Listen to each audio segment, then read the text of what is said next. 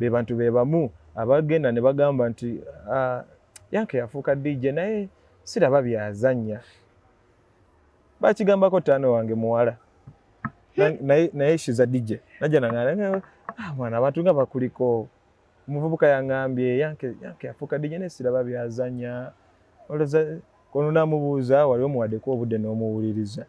Lwaki omuntu abeera avayo n'agamba Yanke tasobola zannya ndongo? Because Ugandans they don't believe in change.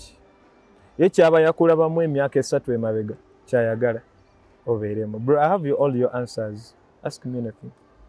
Because if they once saw you nga you're an MC, when you switch over to DJing bagamba yenyagayo bwenyezi. Yensonga lwaki niba MC balina eyo mentality ekugamba nti MC tasobola kuba MC oba DJ tasobola beera MC. Ate kwati bo bayinza okumanya nga bessa ne wansi oli akola statement n'omulaba nga alinga eyessa wansi n'omulimu gwakola nti DJ okubeera MC wessa wansi nti otwala omulimu gwaffe ffe tuli baana bato so tulekere ne this is an open world.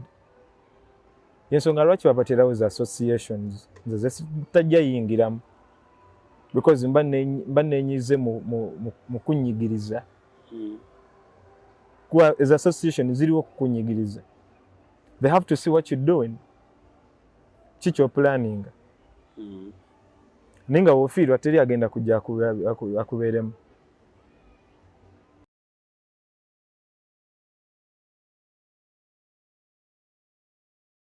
Tukwaniriza ku Brown Skin Events YouTube channel. My name is MC Dero. Abantu abaliking, abasharing. Naddala bana ba TikTok mwebale comment ze mututeerayo. Ekintu kino ekyaba DJ ne ba MC kikutte wansi ne waggulu. Tulidde ebintu bingi, bigambo bingi ebize biyitingana naye me as Dero nsaba busabi we shouldn't go bare knuckle oba physically. Naye tusobola okusigala nga buli omu ateekayo ensonga ze ku mukutu gwe oba social media platforms ze. So you never know buli omu point yabagenda gitwala nga bwali naye for today allow me do that show tugenda gikola mu Luzungu Luganda. Aba mugenda kukitegeera omanyi kati wano school fees walina okuviirayo. So I'm not alone in the show. Enda kubeerako n'omusajja agenda kuba introducing ababulire and he was once an MC but he switched over naye era tabanga mu kintu kiri. So welcome to the show. You can greet these people. Probably nani yagwe. Thank you, bro. Yeah, Ladies and gentlemen, I'm Peter Yanke, formerly known as Yanke MC. Right now, my name is Yanke the DJ, and right now, ngabolaba ndiku Brown Skin Events and Brown Skin Media. Yanke. Yeah, man. Lwaki tulisoma nnyo Yankee? Because I think it's the famous name like of Americans. The Daddy Yankee. No. There is Daddy Yankee, but I think bakirabanga abantu bamanyi nnyo kirere ky'Amerika nti Americans are called Yankees. Yankees over even football team yabwe agita Yankees, yeah. But the true pronunciation is Yankee, single E, not double E. Mulieyo mocha. It's okay. I'm used. We skills ganya n'omuntu abakikoze okola artwork or anything. You know, sign your motto okolaga nti kwa respect or takumanyi is when they write your name wrongly. They mess up your name. Pronouncing it's chabuntu okola mistake, but okuwandiika ojja n'osoka n'ombuuza how do you? Yeah, because me too omuntu wakozesa Dero nakozesa double R chimpisa buga. I feel like no. Yeah. It's single. Taku respecting ze oba takwebuzizaako. So the name is Yankee. And fun enough, I've had abakola tiwaka. Sajja akuwadde event n'omuweereza ebifaananyi n'omuweereza erinnya oli n'awandika different thing after ono yakuwa omulimu wakuweereza artwork n'omugamba naye erinnya lyange liri wrong ng'akugamba tofaayo kasita bye bimu next time bajja kukyusa. want to ask, are you Kenyan? Niko mu Kenya. Yeah, Halfway. Halfway. Yeah. Halfway. I see. Like you're so much attached to the Kenyans somehow, somewhere. Yeah. What are your names? My name's Kaitale Muhammad. I'm a Muslim. Muslim. Yeah. Yeah. And I'm a proud one. A proud Muslim. Yeah. I'm going to ask you this. Like, how do you convince your family? Kubanga, you have those dreadlocks. I'm Muslim. I left home so way back. Nachari younger. Why? What Yeah. happened? Hasa Nachari wajitandika mangu. Very najitandika mangu. Blood nze nkulide wali mu Kisenye Mengo. Wagulu ku Lubiri awo. Kitegeera. Kati nga Centenary Park otambulawo. True. So bingi nnyo, it's a big story. Yinza okubulira how I entered the industry. Kuba awo ngenda okubuuliza wenyine before we go to the Yankee that DJs. I want to get that Yankee yali on the mic. The hustle. When did you start? How I started was not easy, and for me it was fun. It was hard but fun at the end of the day. Katinga manyi waliwo level gye tutuukamu nga olina okwezuula.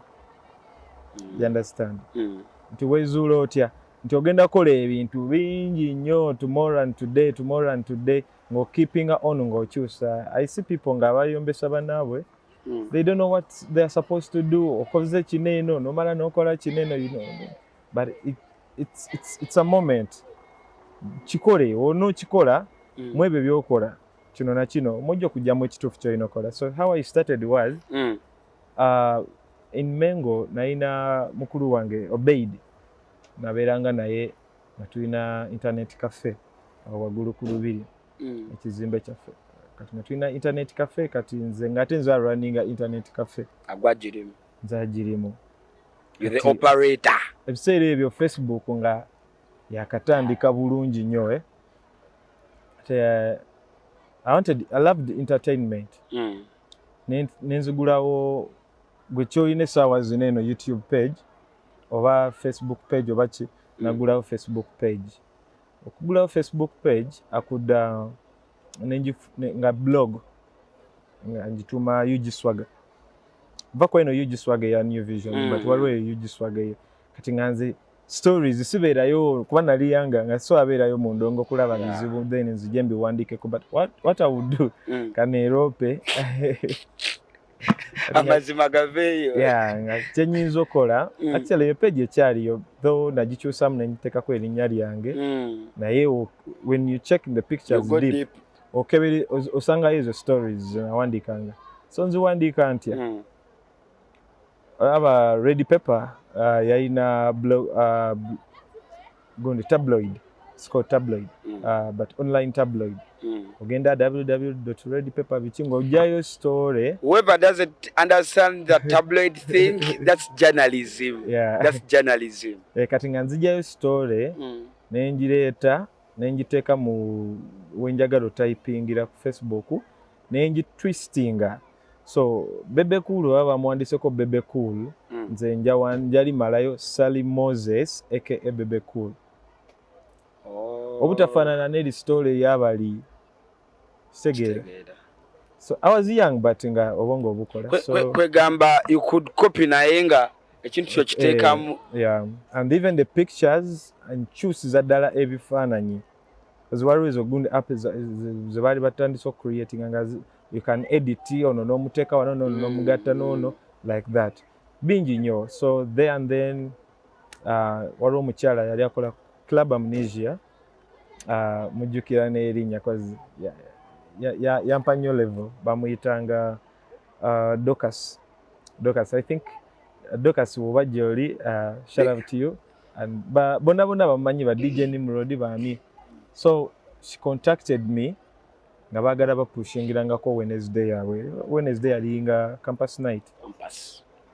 Nenga njipostinga nenga blood nzija ku night ne bangoba nga bakubouncing. I was young nga bangoba nenga so abanenya because for the bouncers bali tebamanyi nkolagana yange n'ekifo. So slowly enjoying a club le Beaujolais, Centenary Park, ne enjoy kati ne kwatagana ne bajora mu muzira baroni nsubuga bani. I started a modeling agents, UG Models, because I wanted something ekifanagana nekiri kya gundi UG Swag, UG Models. So like that, nengendanga. Kati with the time, at the same time, bera ne ku library ya mukuru wange kati nga puliriza nnyo sounds za Supremacy sounds. Yeah. I don't think if you're a fan of music, nga towulirizangako ku those non-stops. Yeah, I listen to them so much. Netuuka nga full stop. Yeah. Ali munze.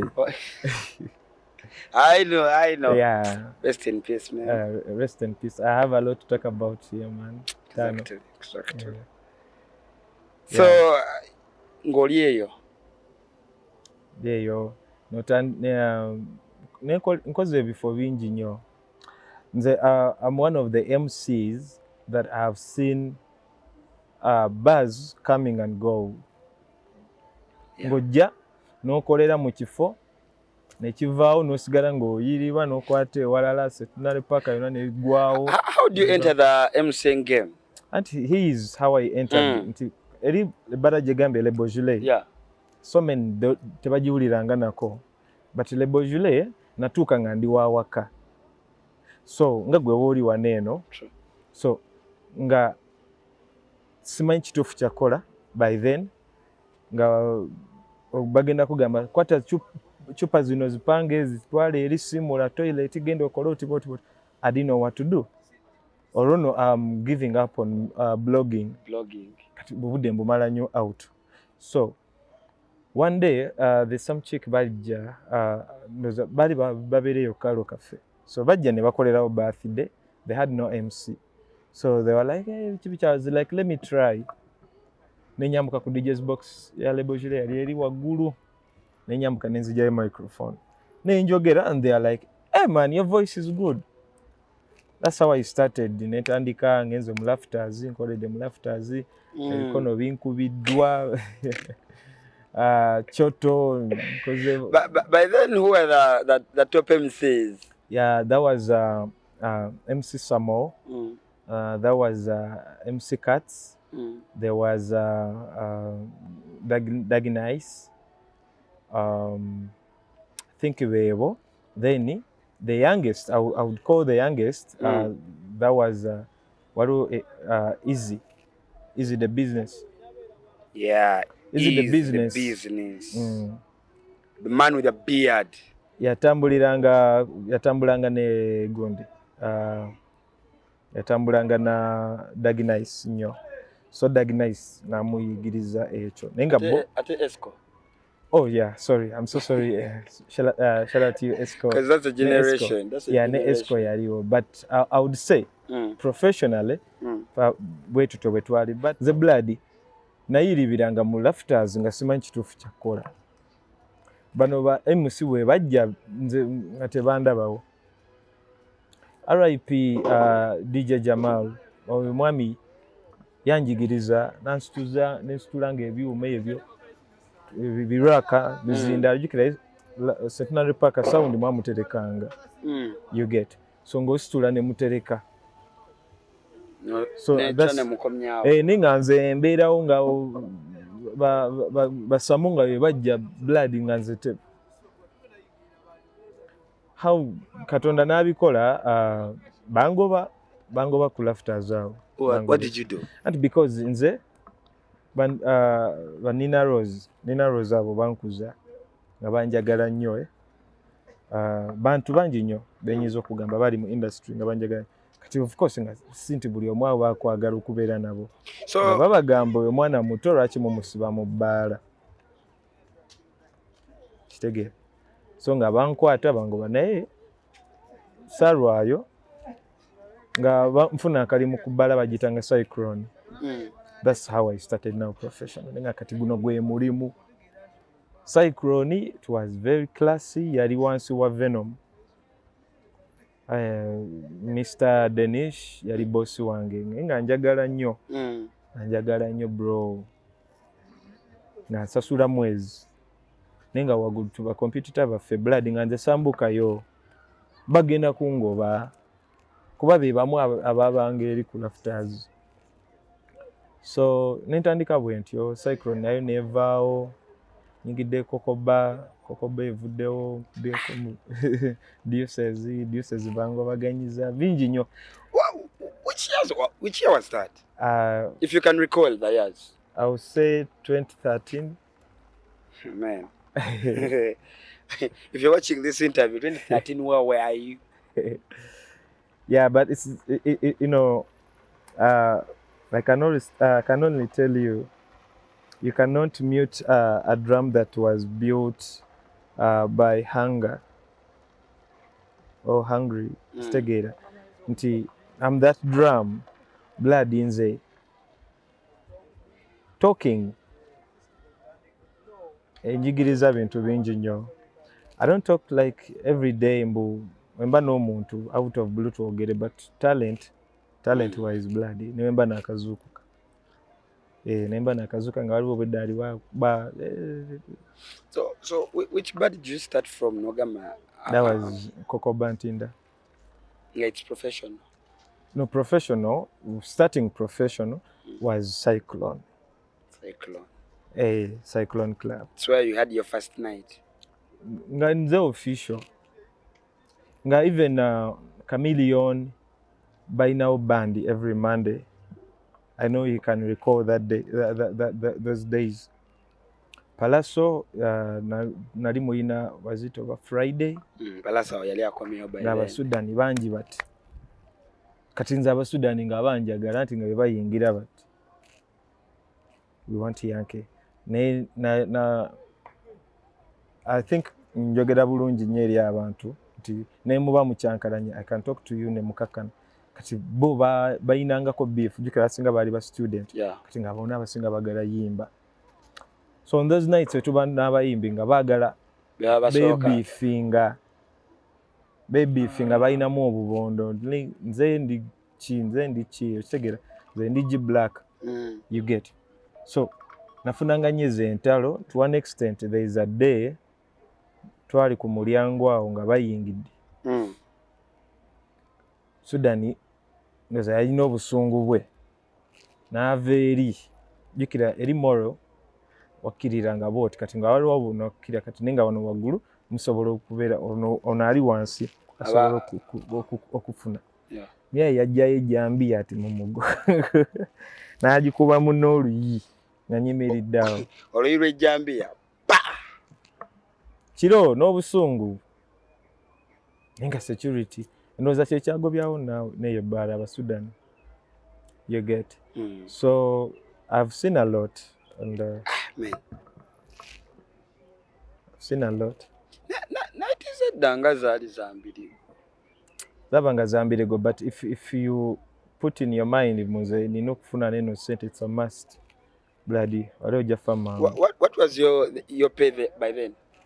By then at Cyclone nze bampanga 600 a month. Something zali nungi. So jampanga ate nga ye wabeerawo ati blood ngenda kwogera. Oyo DJ 16 yeah, big shout out to 16. Ajja kubuulira. DJ Chomula. But DJ bangi I've grown nga bandaba. DJ Mark nga ankwata netugenda mukono. By then yali mukono waliyo mukono ki waliwo mabala is mukono hive yali tenajja. Hive yali tenajja. Waliwo mukono endala mukono club is it yerabide nenga Mark yalinawo kati nga nze MC we nga ngendayo. So you used to move with Mark? I've moved with every DJ that wanted me to move with them. And you've left those that didn't want? You've left those that didn't want? No, ati nze munaye nze ngenda nanjagala tanjagala sigenda naye because if nze sisaba blood ekitu newemba nkyagala nnyo. At least mpita mugwe negamba olaba blood banjagala ekyo nsabirayo because nkimanyi we nakusaba tojja kumpa kyenjagala naye wuno ojja kumpa kyenjagala ate nga by then nze kyenali nfa yali publicist. kukola speed kitege Stuart ajja kubuulira oli mufuna nze I've worked with Stuart is the only one of the peaceful people you can ever work with. Yes, Stuart is a... because asooka n'akubuuza yanke tugenda kola ki tukube tutandikirewa because nze ndi open mugamba laba blood onaawe otandikira tugenda bikola kitegeera. So this system of Bikono it is normal. Yada. Really normal. It's a normal system. Yeah. You reach in number bakugamba omusana tojja kola. Yeah. Let me tell you something. Olaba wano wotudde. You work with Brown. Brown wakeera enkya ku makya n'akuteekako omuntu onosanyuka nga takugambye nga temuyombe temukoze eki. So kiki ekiddako agenda kukyafuwaza omutima. If you've been with a good heart nogamba ize kakole ojalaba naye nga buli kakugo we bakatwala. So you fight. There are those people abalina that heart. Kitegeera. They were once good. Yes, and there are those abali meant okulumwa until nabo bayiga protecting their own territories. But some they protect it wrongly because omuzungu ye tajja kugenda akuwayiriza but ajja kulemesa in a way nti olemeddwa okukola kyokola. Ajja kulinda woolemererwa wajja yenyigewo. Naye wano eno mulyayi ayagala kulinnyira ddala akuze wansi. Aba akuba kujjawo. Yes, kati nze mbirabye nnyo. Ati nkugambye nze sirina muntu yali anjogeredde. Mbono banaye mumuleke era abanjogeredde gye bali but munaye ne weesanga nga oli akusanga ngano gundi yakwagala nnyo. Kumanya ensonga lwaki oliko eyo show. Kitegeera bro. So things are not easy. Things are not easy. I did MCing up to lockdown. Like I said, I've been thinking a lot every day. Every day. So when nali mu COVID,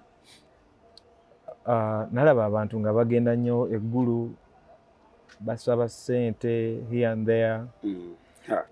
Ajja mu kamera n'akaaba ebizibu. Nogamba me I will never do this. What can I do?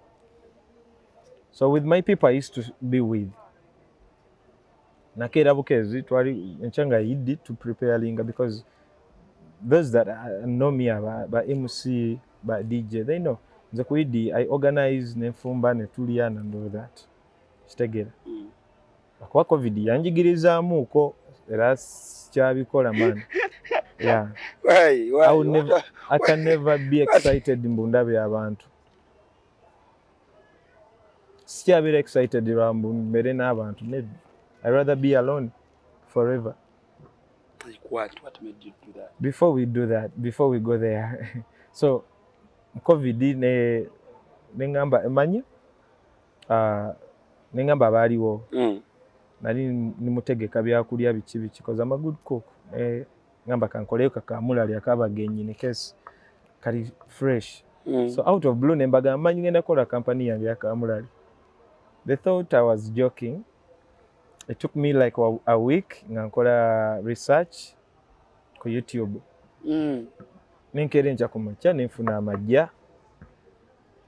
Era mukwano gwange Shani Entertainment UK ali eyo. Mukwano gwange nnyo, she's a sister to me. Yampako ku majja gabitandika. Nengenda mu wino nenjiriba because nze nkulide mu kisenyi tewali wawe simanyi. No iriba. Nemanya ati kamulali nja mujjanga wano garlic mujja wano buli kimu kijja wano netandika. Producing netandika postinga ku Facebook yange biki. By then nga simanyi nnyo TikTok. Yeah, era nakajja ntandika ogikozesa. Era ne wolaba ina abantu batono. So tandika boosting kati nga mu COVID kyenkola nzija ne baga yange ngerimu like 20 tins nenzija nenjireka ku mulyango kuba ebbala zengendamu babawunsa abamanyi kati ate bamja bawaayo kunkumira business ate tubasobola kwewuuba nga nkyalinamu nekiro ekya branding ti endongo yange ate bandabe nga nzungazunga n'ebicupa kansigazeemu kaneeno ne wano nkole so nga nzija nenkusanga ng'otudde n'omuntu nekulaga boto n'ogisomako yankezi kiri biki bikyoga you get of course excited because omwenge already wagidde nange naddala abo bakwano bange abawala babinkolera nnyo ati nga ajja kugamba boss awo aguleyo obucupa kati nga nyiza ovaawo ne gundi ng'eweddemu baga abamu bakoze order enkya ndeeteraayo sirinaamu enkya mperezaayo like that so ebyo abantu be nabeeranga nabo with the time baatuuka ne bagenda towards the end of covid ne bagenda abamu ne bagenda ebweru abalala ki naye nabeerako mu depression for some good time depression eyo yanjigiriza kati abantu kitegeera nti omuntu gwe nabeeranga naye nnyo nga oluusi gwe tuyiya naye here and there weyandekaawo n'abalala be nalabanga bataano bange bajjanga abamu ne basula ne balya ne banywa abanyiigira n'obakyawa sirina gwe nanyiigira sirina gwe nakyawa but the fact is nti nayiga bwizi ne ngamba abantu baliwo kadde budde tebaliwo forever tewali gwe nanyiigira and abasinga sibamanyi bye bakolanga because I'm not that person ali knows okulaba nti gundi yakoze kino so with the time ngazija mu ndongo ndaba energy endala ndaba energy twakulaba DJ okola naye tayagala okole naye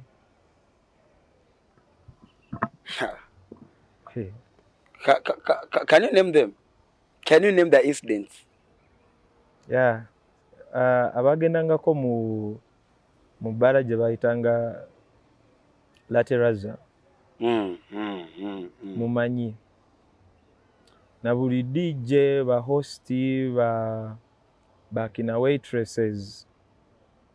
You know how I was mistreated somehow in that bar. Nalina obwagazi mu bbala. And the funny thing, tewali wantu wenkolede munaye nga but client tebanjagala. Because first thing I do before I talk on microphone, I engage with people. So ngendo okutumira nga nkimanyi. Ne time we yatuuka ebbala ne baleetamu ba host. Ba DJs ba engaginga in ne bakola emikwano nabo ba host. Ate already nze nga bano bajja ne bansangawo mu kifo kyange nga nkola byange naye ng'oyinza okukola n'okwata slider. I will not mention a name because of one thing. Professionally, I cannot mention anyone's name because the way I want to brand myself, Sibi Antalo. And you don't want to put someone's brand downstage. Never. Yeah. Because I too, serious client, aina brand enungi. Tagenda kujja nga alaba nyombesa abantu ku social media. True. Ambalemu amagezi ampa omulimu. Never. True. But those that did what they did, bemanyi. And hopefully they will once change oba bali bikolebwako abantu abalala atali nze. So ebyo byonna byanzibula amaaso ne ngamba anyway I always wanted to be a DJ. Sirina DJ n'omu gwe nakubirako okunjigiriza music. Wait, Olikula Taraza. They start mistreating you. Yeah, anti ojja n'okola ojja n'okola oli nakugamba n'ateekawo ekibeera. Nze eriyo DJ ajjako n'atuuka n'aleeta speaker, extra speaker. Nga buli wajja okukola bajja ne bagiteekako ku gundi ye ku controller kati line ng'olina wuuliriza byeri sound weerigo okwewulira. Kati ye abeera waneno nga owuliriza music kati sound mic tebaako kuno. So olina okulwana nnyo okulaba nga omatchinga ne music. So ekirala maybe balina ensonga zaabwe, ensonga nga ze siyimbira mu nnyimba, situmira be simanyi. Maybe they told you, man, mpisizawo nga. No, babingambanga, but trust me. If you want me to do something ekiri nakyo, show me. Ngamba nti talk about this. But togenda kunkubakamba nti yogera ku gundi nga bulayisi mumanyi. Blood gwe owulira otya, you an MC, right? Owulira otya nga otumidde omuntu abadde mu kifo tomulabyeko naye bakugambye bugambi linnya ne mweyisiŋŋanya, you don't know each other. Kikiri kyegamba nze nayiga ne ngamba osooka kujja mu bantu, osooka nojja mu budde bukyali, nojja no engaginga in nabo b'omanyi, so noweza list yo. So oli agenda oleeta abantu be nga at least gwe olina enough abali ku protecting anti gundi nze yantumiranga simulinaako obuzibu. You get what I'm saying? So point eri bweti obwo buyinza okuba nga bwe buzibu situmira abagaga naye gwe wandagako omugaga wo nonyanjulayo nti yono gundi neŋŋaana. I don't need anything from that person, but all I need is him to recognize me that I was the person. Koze nchawe naba nina kyennoonya oba omwana wange wali basaba omulimu in any office ajja gwa kwoyo omwami oba omukyala era ajja mugamba pazi taata wo yani nti taata wange yanke yali emusibi kibi. It's okay. Adazo saba omulimu gwo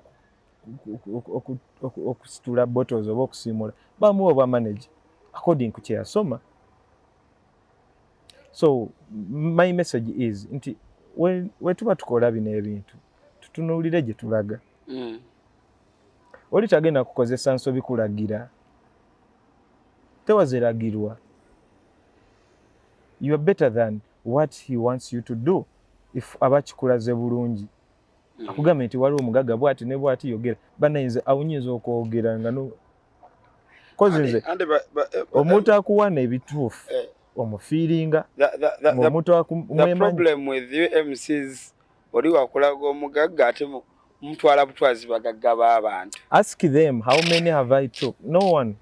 Okimanyi blood is DJ tells you man soko hyping with that man agenda kujana njo I think ndoza nechinjawula ku bantu abamu balowooza oba neeraga, but that's my nature. I'm alone nti olumala okukola kyange kyenkoze nzira bbali no power because nalaba bingi. There's a time when I could talk to everyone like ojja tuuka obirabe.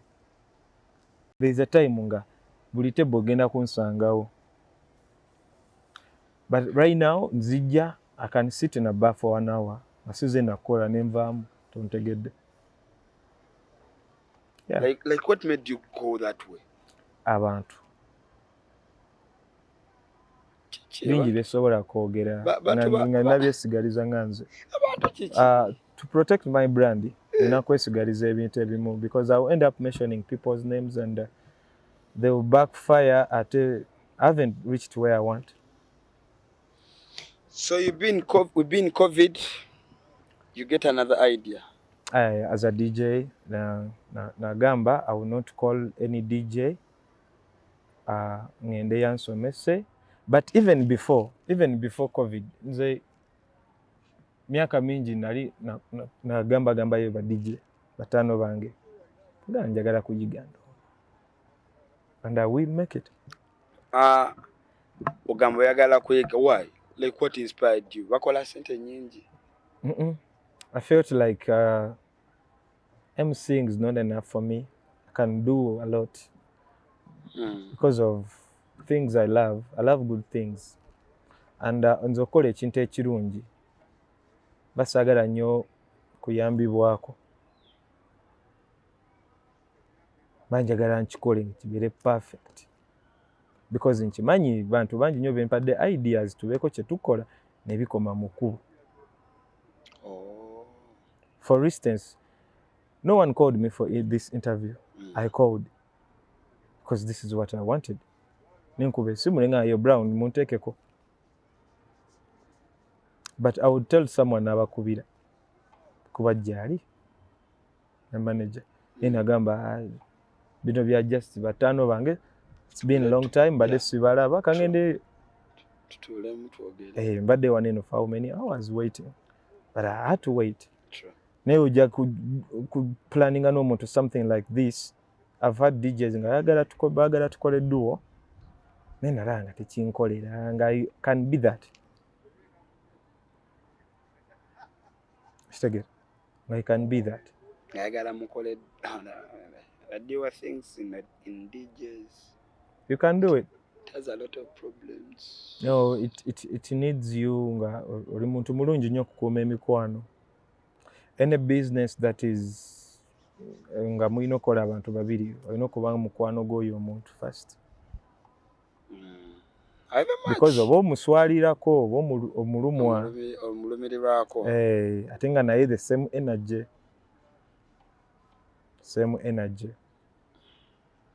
Tegeera nti okere enkya ku makya n'ogamba I want a manager, I would suggest ofuna manager ng'agenda kulumirirwako. So in my sense I would like to have a manager nga ansingako ku experience. Because ogenda funa muvubuka muno nga byonoonya naye byanoonya. So you always be fighting. True. Nefuna omuntu gw'onootya ate naye. You're so right on that. Yeah. Anything ky'oyagala n'omuvubuka muno wali akyagala. Anything. Naye if you get someone nga already it's the competition now you see ba DJ ba MC. MC ajja kujja agambe no MC inabeera MC, DJ inabeera MC. But my brother, let me tell you something. Tewali mulimu gwe baakolera omuntu omu. Stretch your wings.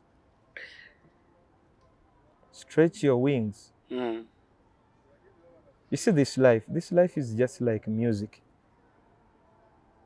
To the more it changes, you have to keep dancing. So go ijagamba nze I'm comfortable nabeera MC blood bameka boolabye ababadde ba MC nga. And let me tell you this, the greatest DJs balina microphone talent. Kikutereereza nti microphone, being an MC, being a hype man, it's talent, God given. And DJ, you can learn. You go and they teach you. How many DJs you've seen that they cannot talk? Ninga, they want to talk and it works out. It can work out in this side ya DJ. Nti akola selections nungi, music we mulungi, ye branding bulungi and all that. But on a microphone, nga tasobola kwenkana Puffy. Tasobola kwenkana Fully Focus. Tasobola kwenkana Hype Man. Tasobola kwenkana Yankee. Yeah. You know why? Nti nze when getting used with my playlist, my controllers, my party, ngenda funa energy ekwata ne microphone nzije maaso ku stage mbawe hype. DJing. Nkuma omuliro gwange gwe nakumanga. Nga bwe nkomawo wenzanya music. It's creating, being creative. Now the point is, Yankee was once an MC. Yeah.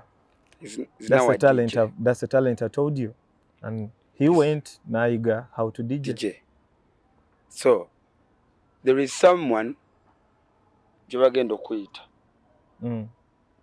nga waliyo MC. You find that MC yango tekewo deck ogambe no, I don't work with you. Never. I can do both. I can never have that kind of heart. Nze blood kuva edda nedda era nga nzija mu kifo nenfuna vibe. I'll tell you mpa munkwatemu naye tekitegeeza mungenda kutwala ssente zo. Era olunyumirwa nga blood kyakabi. But people ne batandikanga ebyo oyo ajja n'atusumbuwa and all that ne stopping ekyo nekivaako n'okita byebyo ebimu ebyanjigiriza. But where I am right now, having an MC on my set, I have no problem. I have no problem. Because one thing, logic gye nakozesanga edda gye nkozesa ne kati nti when I was an MC nze nayogeranga kati nga sifa ku ki DJ kyakola obwongo bwo n'obuteeka ku your workmate, your colleague. Because oli taba muganda otaba mukwano abeera your colleague because you working together. Ate taba competitor taba enemy abeera your colleague, you are working together. So because you two are doing two different things, do one thing. Weeteke mu bwongo crowd yo, weeteke mu tugeza arena number, jeteke mu bwongo nti gy'oli mu hyping at that time. Okay, concentrate on people batunuulire movement zaabwe. Get one table gye weesibako gye hyping. Where do the MCs now go wrong? Where do they go wrong? Currently, it is because lately mbadde sigenda nnyo mu but bwe mba nfunye chance ne ngendamu nina bingi bye ndaba nti industry has changed. They sing a lot. What do you mean when you say they sing a lot? Singing a lot is when a DJ plays a song and ne lugwako nga tofunyeemu breather ey'okuluwulira. Guy nga aluyimbirako wasika slider wabata slider n'alagira DJ jayo. But I think good hyping is when you concentrate, you send a message where it's necessary and you sing where it's necessary. I don't know if oba ntegeerekeka nti oba otunuulira crowd yo n'ogamba kati njagala kwogera let's say kweno table kuliko guy akunyumidde alina vibe ne kweno table kuliko omuwala alina vibe. So I'm gonna send message nenga egenda kubo nenga egenda loud bonabona nga basobola okukola ki ogifunamu nti how nti I will talk to this guy mgambe yo hey, talk to the girl next to you blah blah blah, talk to the girl next table, something like that. Ogenda laba later guy avudde kweno table alumbye omukazi byabadde taliiko. In the end one day in life they will find you again egwe guy gwe nkwagala nnyo tomanyi kye wankolera watwiping alulinga tobijjukira n'omukazi gwe nina ewaka ssebo gwe yamupa. I've had those people in my life so many times. So nti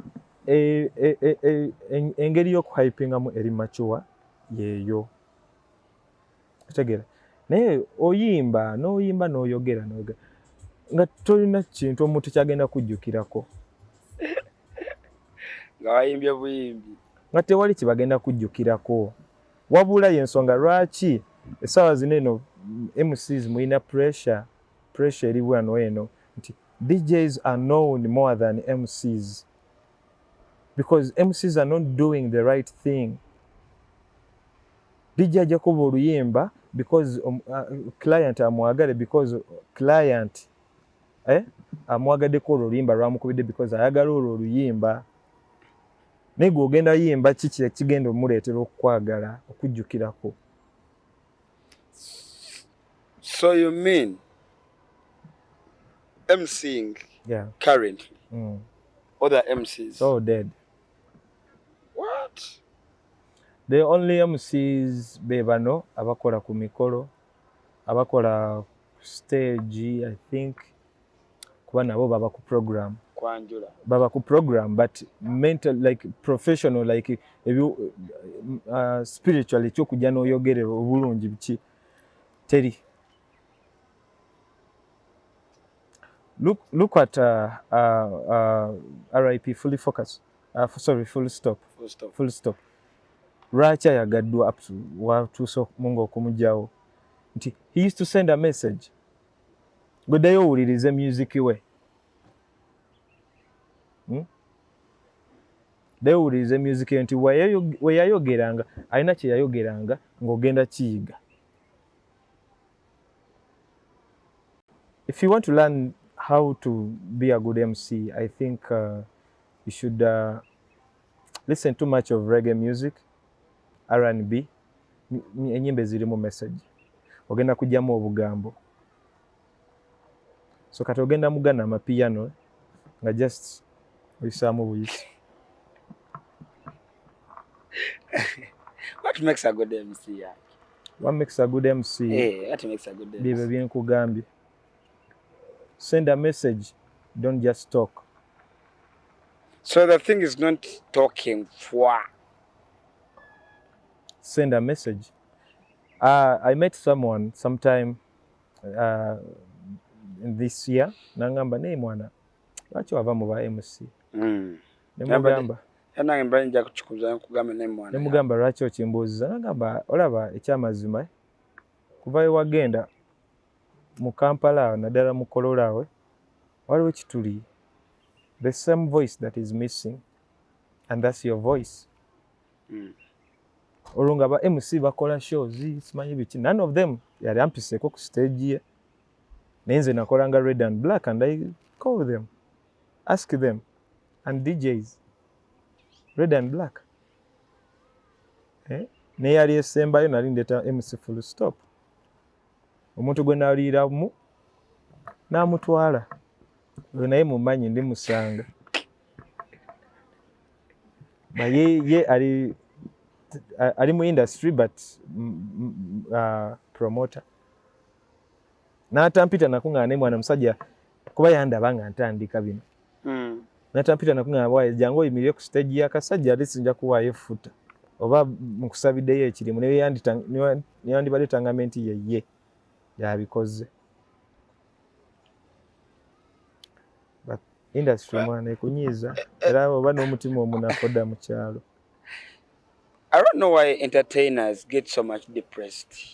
They get depressed because of it's some people, it's not easy to handle so many people in your life, because when I stress your family, when I stress your girlfriend, when I stress y'omukozi w'okubala gy'ogenda, hosti akusumbuwa alina yebyayagala okole gwe byotakkiriziganya nabyo. Manager w'ekifo alina naye engeri gy'akulabamu. Ba DJ bano, ba MC bano balina engeri gye bakulabamu. Nze nagana ogenda mu ezo group. The day when olunaku lwe nateekayo mix yange eyasooka ku YouTube, waliwo DJ bamuŋŋamba. Unfortunately, they didn't tell me the name, but they told me a DJ. N'agiteeka mu group yaabwe emu ya forum. N'ateekayo ka video n'agamba MC afuuse DJ. This person who told me, yangamba, they took the whole day talking about me. Kitegeera. So kati woba n'omutima ng'ebyo biwulira n'ogamba osooka onoddayo mu kyalo ne weekweka. Naye woba ne loye n'ogamba boys saagala mmanya I will do, because wotunuulira wano eno boy ogenda kusigala nga bakulaba bwe batyo. Naye baveemu gwe kola byokola. I told you Chachiche Gamati, you have to be like a drum that was made through hunger. Because yo bwevuga na busungu gomanyi omuntu yakola engoma ngalabi nga ayina enjala ye obusungu bwagikozesa n'obusungu bwevugira kuba abajajireega nti ng'alina obusungu alina n'enjala agireega jumalayo. Kati yenze I'm that drum, bro. Ask them. They have done everything.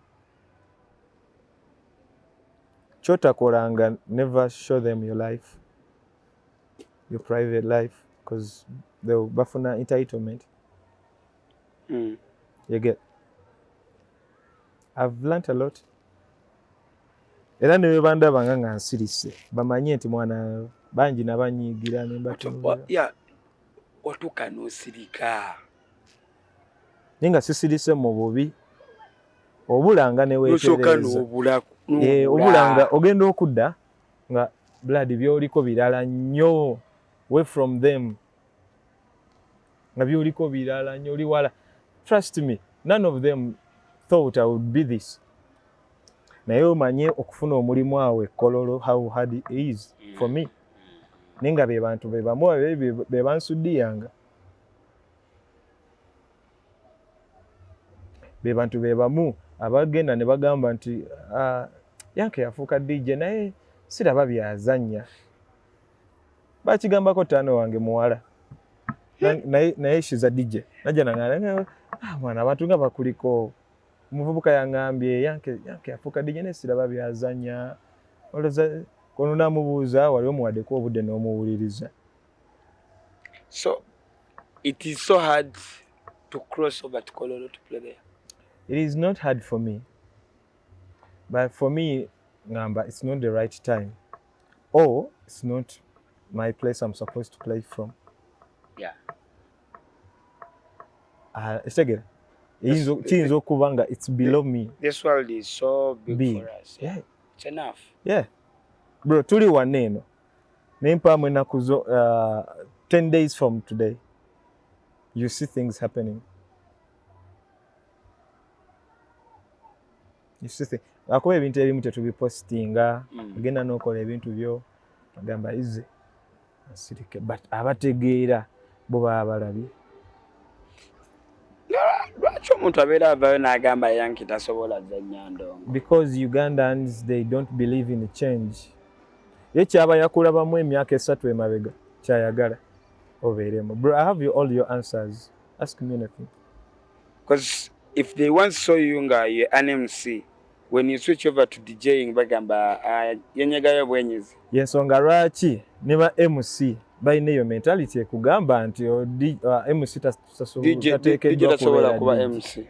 Oba DJ tasobola beera MC. Ate kwati bo bayinza n'okwe okumanya nga bessa ne wansi oli akola statement n'omulaba nga alinga eyessa wansi n'omulimu gwakola nti DJ okubeera MC wessa wansi nti otwala omulimu gwaffe ffe tuli baana bato so tulekere ne. This is an open world. Yensonga lwaki babaterawo za associations nze tajja yingiramu because mba nenyize mu kunyigiriza. Kwa as association ziriwo kunyigiriza. They have to see what you're doing. Chicho planning. Ninga wofiirwa teri agenda kujja akubeeremu.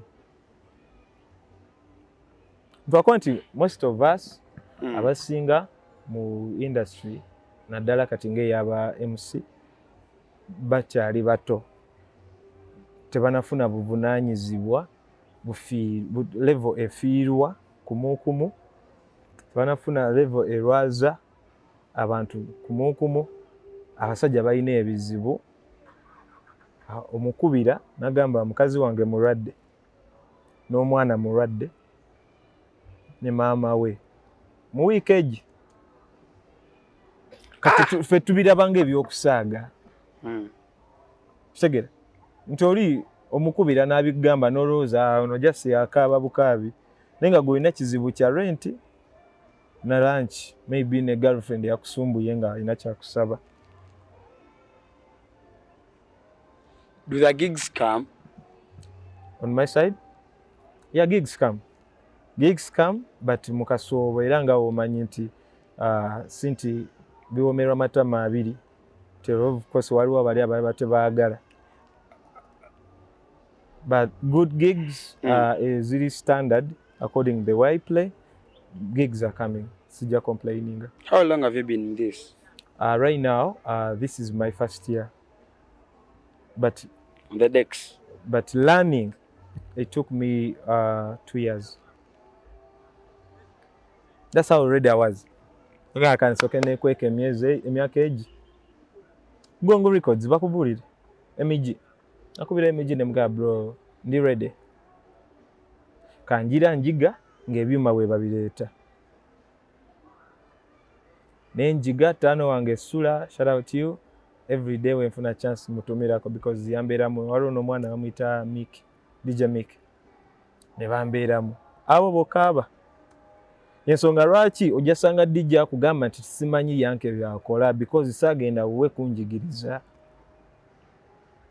So ngacho ojasanga MC akugamba nze Yanke Sandi yagadde abeere ki. He was good way good ku mic than what he is doing. But bro, nze ntegekera abaana bange njagala bagenda otuuka mu office nga babamanyi dda taata bamumanyi. Oba when you looked at the MCing game nogamba the DJ, I never undermined any job. The DJing part erina ssente nnyingi. Saagezako ku undermining mulimu gwonna, but I just wanted to explode because nze njagala nyumirwa nnyo waliyo music bwenyumirwa nga ba DJ tebamuzannya.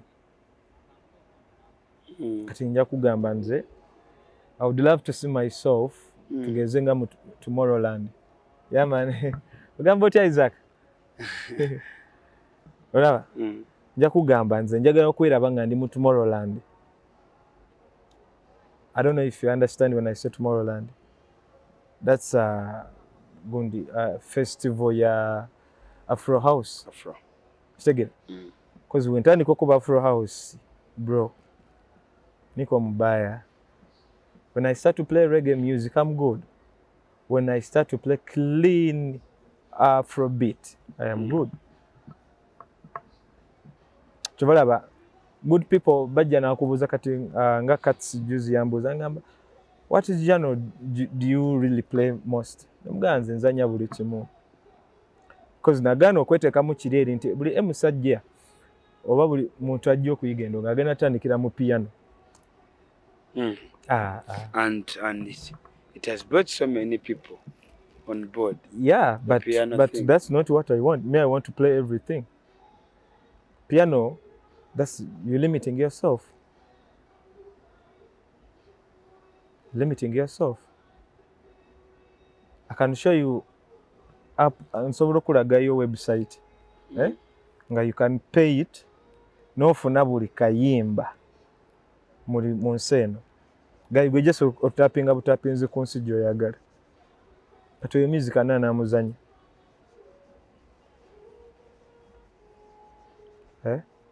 Ani anazanya iyo music mwena mude ku piano. Kati ze according background yange abammanyi. Those that know me. Sisobola kujja n'ekibuli kye nalina. Sisobola kujja as a DJ nenzanyanga atabangawo. Because I used to engage mu music ye naina gwe bazanyanga. Kyo kitegeeza ntegeera music. Era buli DJ goyogera na test. Buli DJ goyogera na kirungi gomanyi music. Tebijja kuba bizibu. Wekola. Tali ababakkiriza. Nakkiririza unaganya yanke mwana tosuula. Kyo wakwata kye kituufu. Era nange manyi okuba endongo ne ngamba boy.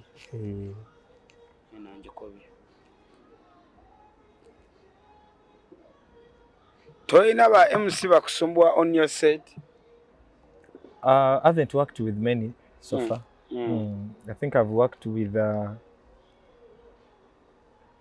nagezaako okuyita thingi okukola he's my brother actually.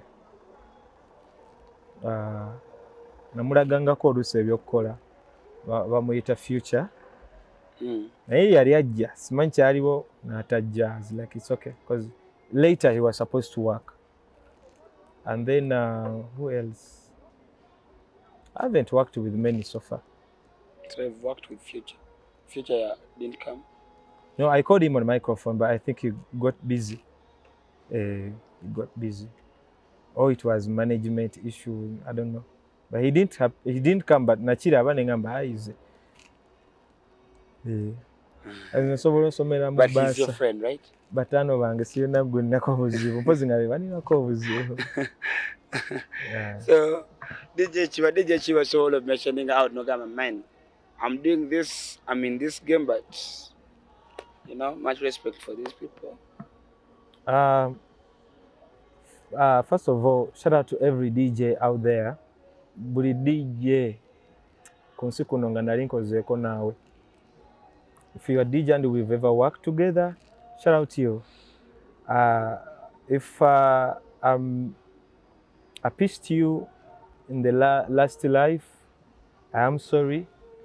If you're out there nga wina ekiruyi kunze mani, sorry. Yeah, but I have no problem with any of you. wadde mmwe abamu mbamanyi but sirina buzibu namwe era mukimanyi nzija ne mbabongako naye temulowooza sibamanyi era mbamanyi era olwo babongako nzira libbali so personally I want to shout out to DJ Slick Stewart, shout out to DJ bangi nnyo DJ Jose twalinanganye embilanyi sometimes shout out to Jeff my boy shout out to you DJ Jeff Selector Jeff and then Selector J shout out to you so many bangi just nonze buli DJ gwe nkoze nabo nga nange njagala ate eri DJ yali azze ne munoma mbono sagala kola naye. As we are winding up, I want you to give me your take for DJing while MCing. It's as simple. Kino twakyogeddeko off air. Exactly. There is nothing in life ekiri fun okukola ekintu nga blood teri agenda kubuuza lwaki okoze ekyo nga omanyi omusajja wenna olina okuyimirirawo mu nsobi zo. Otegera? Nze nabanga ku stage oluusi DJ n'akola ensobi ne bagiteeka ku nze.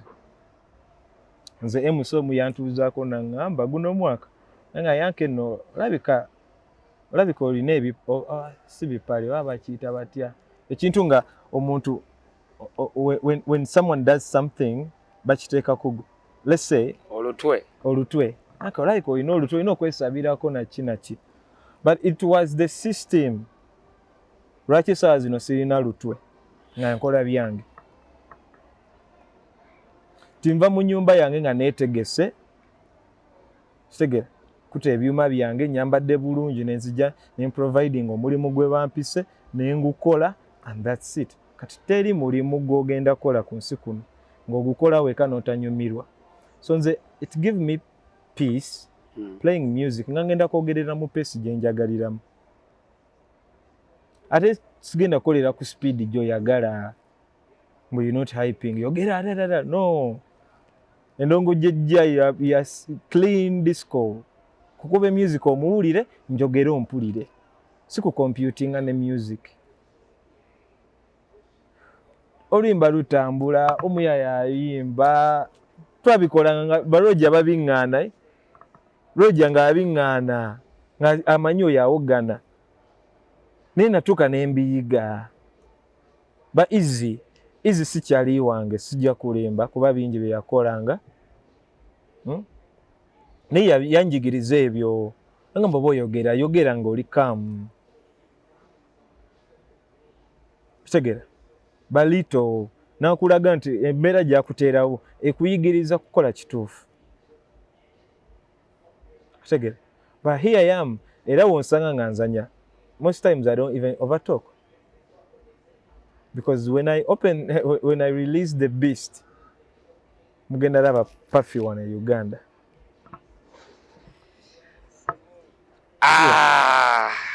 tubadde ne Yankee manyi abamu kume bamulabanga MC but is now a DJ.